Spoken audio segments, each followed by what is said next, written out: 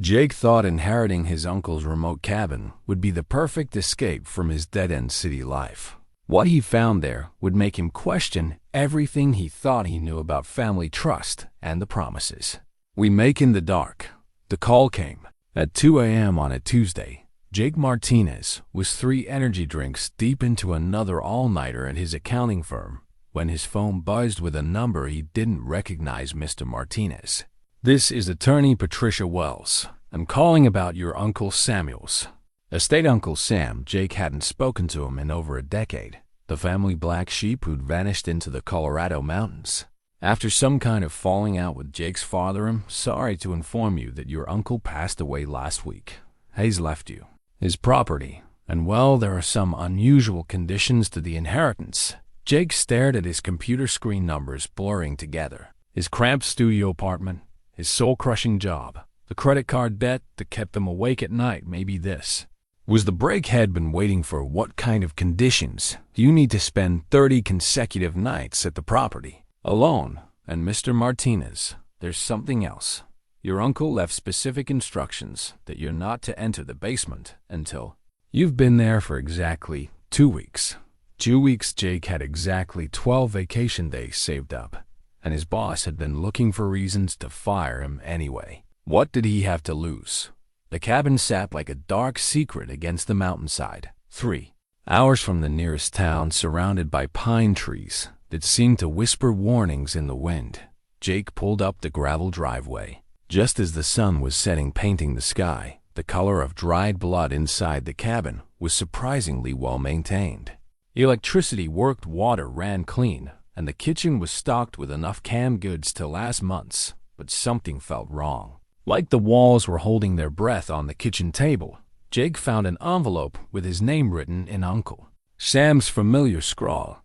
Inside, a single sheet of paper with a message that made his blood run cold. Jake, by the time you read this, it'll be gone. The cabin is yours, but it comes with responsibilities.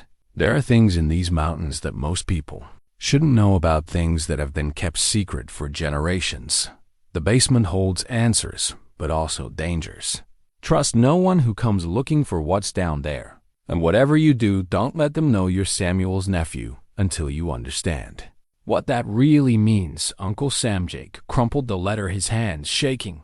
What kind of family drama had he walked into? First week passed quietly, too quietly. Jake worked remotely during the day, but the internet was spotty and his phone barely got signal. At night, he'd sit by the fire listening to sounds he couldn't identify echoing through the forest. Footsteps that stopped when he tried to locate them, whispers that might have been wind.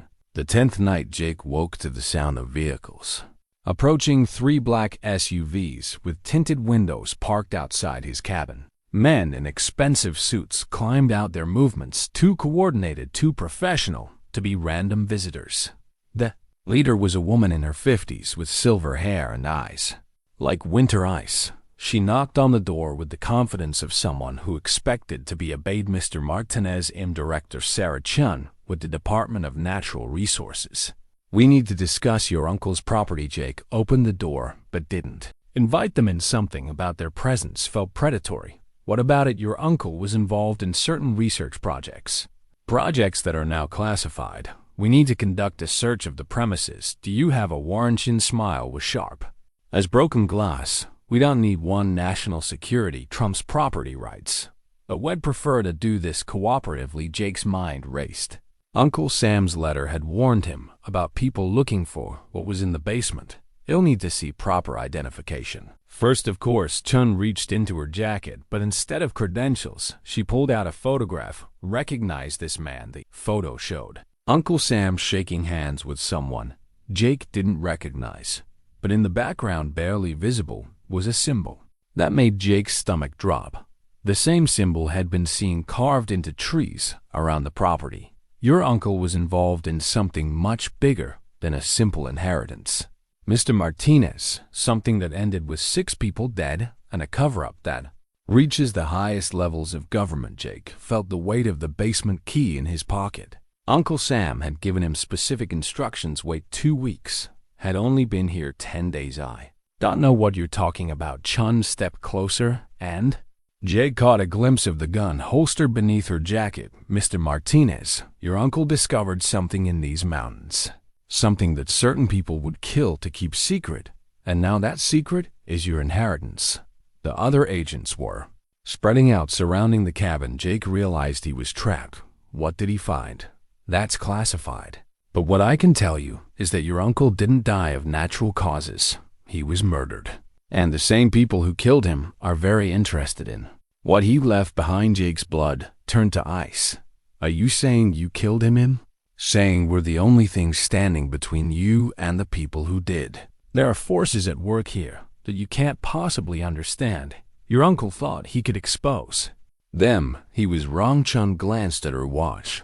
"We're going to search this property, Mr. Martinez. You can either help us or you can end up like your uncle." Jake had to make a choice.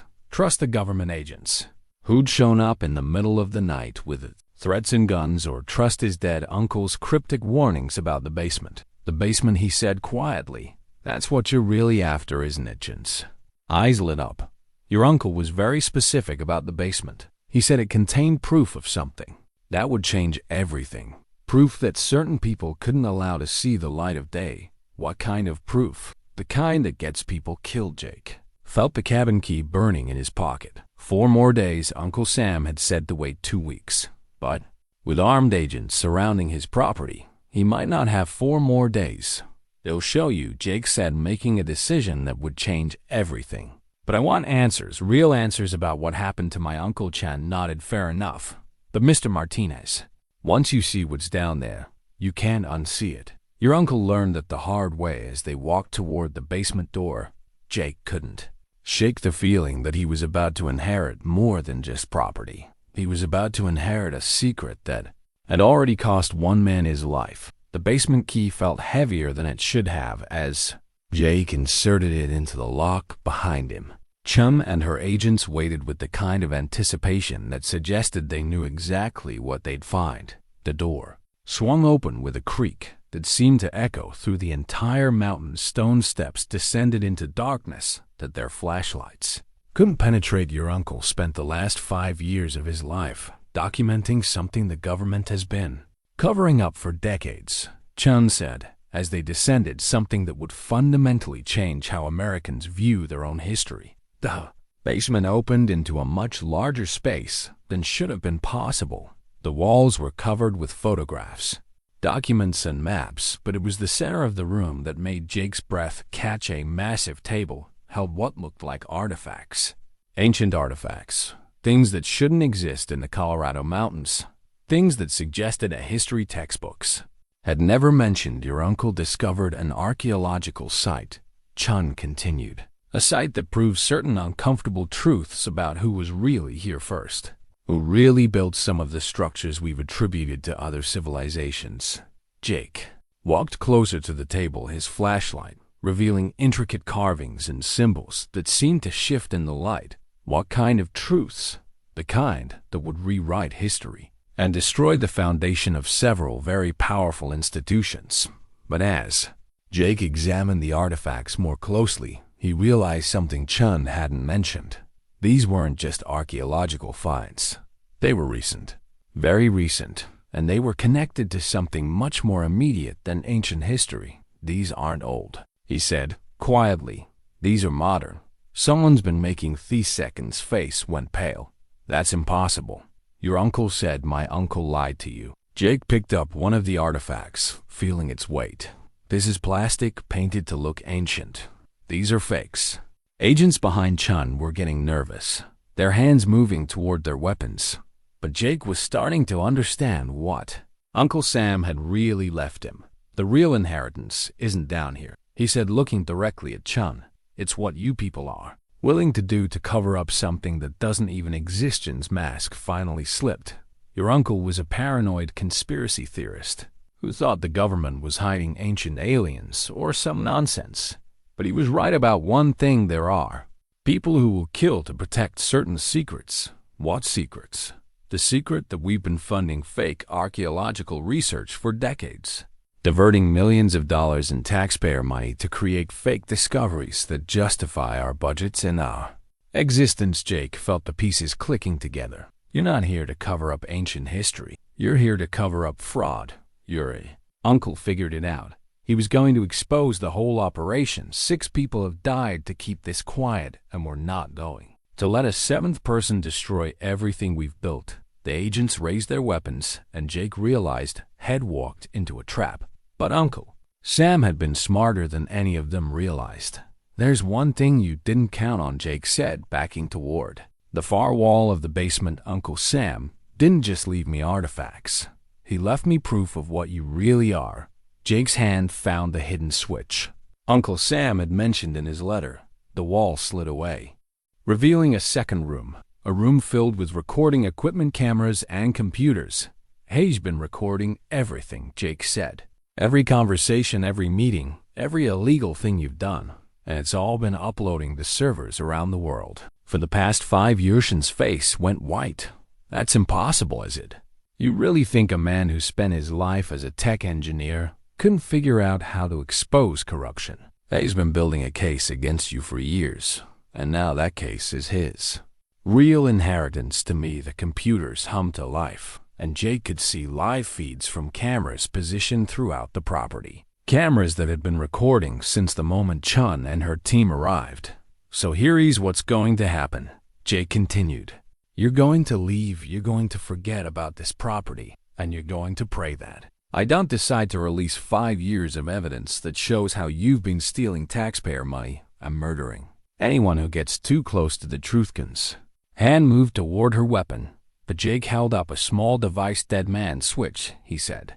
If anything happens to me, everything gets released automatically. Uncle Sam thought of everything. For a long moment, the basement was silent except for the hum of computers and the sound of Jake's heart beating like a war drum. Finally, Chun lowered her weapon. This isn't over. Yes, it is. You just don't know it yet. As the agents filed out of the basement, Jake realized that Uncle Sam had given him more than just a cabin.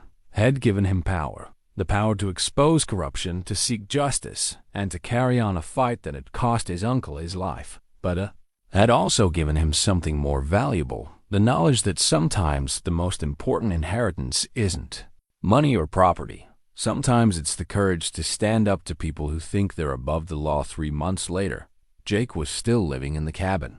The story had broken nationwide, leading to congressional hearings and multiple arrests. Director Chen was facing federal charges, and the fake archaeology program had been shut down. Jake had quit his accounting job and started a podcast about government corruption. The basement had become his recording studio, and the mountain silence that had once seemed threatening now felt like freedom. Had learned that sometimes the best way to honor the dead is to finish what they started. And sometimes the scariest inheritance is the one that forces you to become braver than you ever thought possible. As he sat on his porch watching the sunset paint the mountains gold, Jake opened his laptop and began writing his next story. There were more secrets to uncover, more truths to tell, and more people who needed to know that someone was watching. Uncle Sam had taught him that the most powerful weapon against corruption isn't a gun or a badge. It's the truth. And the truth, once set free, has a way of finding its own path to justice. The cabin still felt like it was holding its breath sometimes, but now Jake knew it was holding its breath in anticipation, not fear. Anticipation of the next story, the next truth, the next secret that would be dragged into the light. And in the distance, barely audible over the wind, Jake could swear he heard Uncle Sam's voice whispering a single word: continue. If this story kept you on the edge of your seat, you're going to love what's coming next. Hit that subscribe button, because the next story I'm about to tell you involves a secret that's been hidden for decades. And when you hear it, you'll understand why some truths are worth dying for. Trust me, you don't want to miss this one.